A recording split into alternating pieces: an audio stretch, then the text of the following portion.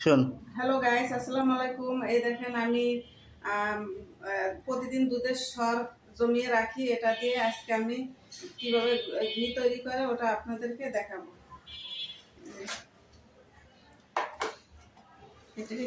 এখন এটা দিয়ে এটাকে ফেটতে হবে, দুধের সরটা ভালো করে ফেটতে হবে।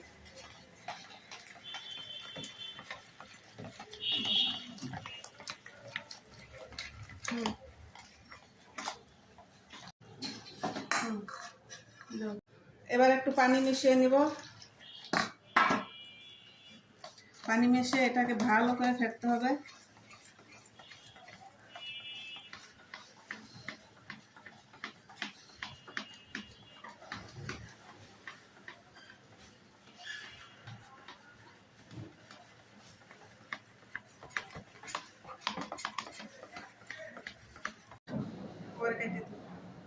পানি দিয়ে দিলাম। এখন পানিটা দিয়ে দিচ্ছি। এখন এই যে মাখনগুলা এই যে পানির উপরে বেশি উঠতেছে।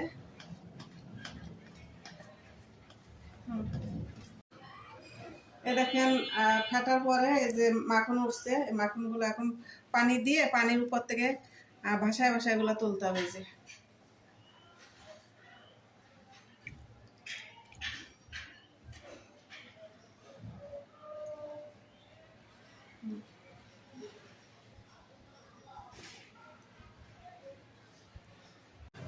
এখন আমি যে মালাইটা উঠাইছি এটা এখন কড়াইয়ের মধ্যে দিয়ে জাল দিব।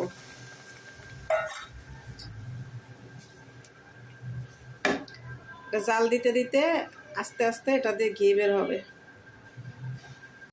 এই দেখেন আস্তে আস্তে ঘি বের হয়ে গেছে। আর একটু জাল দিলে ঘি হয়ে যাবে। এই যে ঘি অলরেডি বের হয়ে গেছে।